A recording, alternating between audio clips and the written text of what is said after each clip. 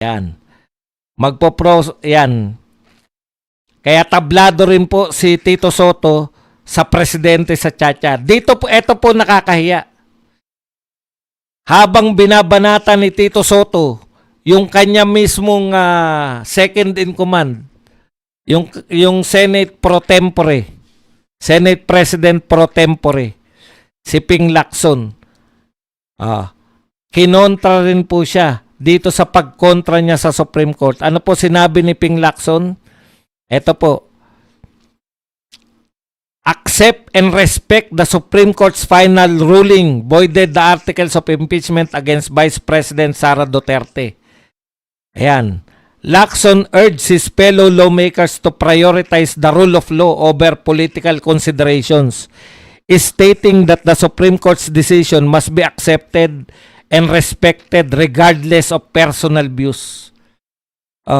Second in command mo to, Tito Soto. Walang sumusuporta sa pananaw mo na senador. Ni isang senador, walang sumuporta sa'yo. Kung walang sumuporta sa'yo, kahit isang senador, magbitiw ka na bilang Senate President. Nakakahiya ka. Kahit yung sabi lang na sumusuporta ako sa Senate President sa pananaw niya. Wala eh. Alam mo kung bakit? Dahil ang Supreme Court, ang rule of law. Sabi ni Ping Lacson, sumunod tayo sa rule of law. Huwag nating i-consider yung ating mga personal political consideration. Bakit po? Bakit po personal political lang po yan kay Soto? Kasi nga, gusto niya mag-chacha na. Imaginein mo. Dapat tanggalin niyo yan, kayong lahat ng mga senador. Tanggalin niyo si Tito Soto kasi nagpapakita siya ng bias niya. Wala pa nga. Biruin mo, ikaw ang nalungkot. Samantalang ang humirit, samantalang ang nagsampa ng motion for reconsideration, hindi naman Senado eh. Mga taga-House of Representatives. Thank you very much, Roxanne Badron, sa $298 na pangkape. Paalala ko lang sa'yo, Tito Soto, baka nagkamali ka eh. Yung nagsampa ng motion for reconsideration, yung House of Representatives, paano tinanggap ng House of Representatives yung desisyon ng Supreme Court? Ano sabi ni Chua? At saka nung isa pa, sila yung namamahala dyan sa sa mga congressman tungkol dyan sa may kinalaman sa sa impeachment. Ayon kay Chua, sa personal niya, tutol siya sa desisyon ng Supreme Court. Pero bilang man of law, dahil siya po ay isang abogado, susunod siya sa Supreme Court. Lahat dapat sumunod sa Supreme Court kasi pag hindi nyo sinunod ang Supreme Court, sino pa susundin natin sa Pilipinas? Kanya-kanya na tayo. Kada hindi kayo sang-ayon, titirahin nyo, sisiraan nyo. O sino na lang yung kakampi ni Soto? Yung mga troll na binabanata na ngayon ng Supreme Court. Daig nyo pa yung yung kayo ang mas karapat dapat na sampahan ng kaso. Yung mga tumitira sa Supreme Court. Hindi naman mga politiko yung mga yan eh.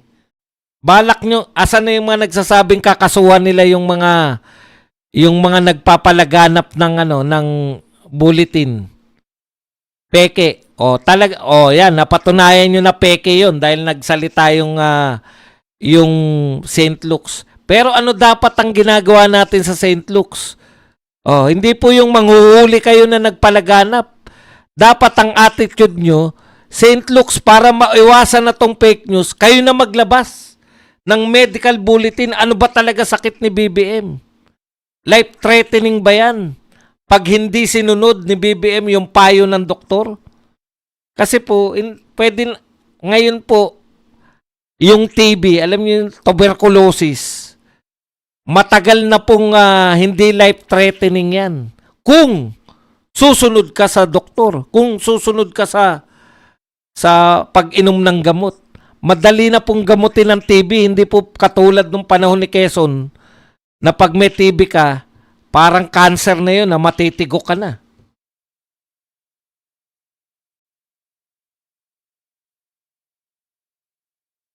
Correct si Margas Waldo. Kung di sila maniniwala sa sa Supreme Court, bakit pa sila nagsampa ng motion for reconsideration? Okay. Yung tsatsya na yan, alam po ni Tito Soto, mahihirapan na po sa Kamara na magsampa uli ng impeachment. Bakit po? Ano po ang mga balakid yun? Ha? Una, may budget pa ba sila sa pirma? Binisto na kayo ni Toby Chanko eh. Sabi ni Toby Chanko, 150 ba? Ang kada pirma, 150 million. Oh. Ang tanong, meron pa bang budget sila sa papirma? Kasi bago na po eh. Kaya hinahabol po ni Tito Soto yun. Ang gagawin ni Tito Soto ron, bubuksan lang po yun. Pag sinabi ng Supreme Court na kinonsider nila, tangengot din talaga to si Tito Soto eh. 13-0. 15 na ba o 13? 13-0 eh. Unanimous na nung una eh.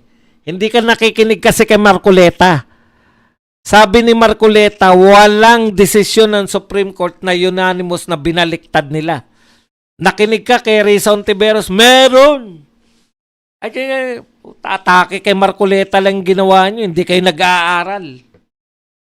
Hindi sana, hindi ka napahiya. Ngayon, pahiyang-pahiya ka na. Okay. Bakit po mahirapan ngayon? Una, putyan, dami na pong congressman na nagsasabi, trilyon, no? Ipinasa nyo yan bago tong flood control, bago nabuksan tong flood control corruption issue. Natuklasan ng mga tao, trilyon ang pinag-uusapan natin dito. Kung may karapat dapat na ma-impeach, hindi yung walang kinalaman, di hamak na, ano po ba mas malaki? Milyon o trilyon? Trilyon ang usapin eh.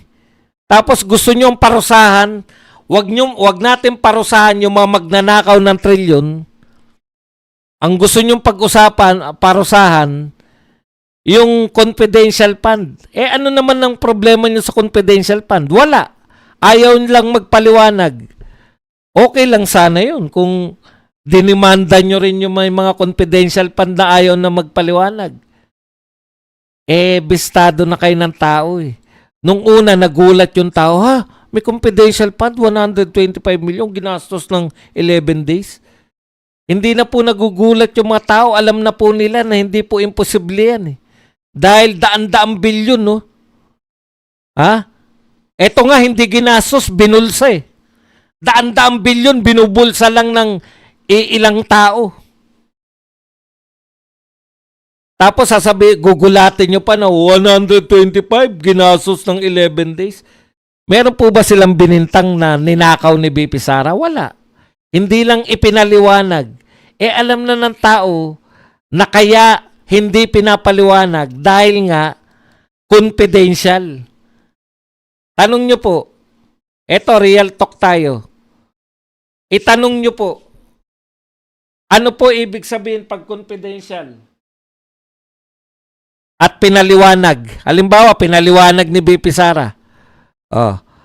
Pag confidential at pinaliwanag po ni BP Sara, irereklamo nila si BP Sara na bakit mo pinapaliwanag yung confidential. Confidential nga. Sila din po magpapaliwanag. Hindi po kusa yan na magpapaliwanag ng sarili. Sila rin po ang magrereklamo pala. Sasampahan nila ng kaso si BP Sara dahil binubulgar yung confidential fund.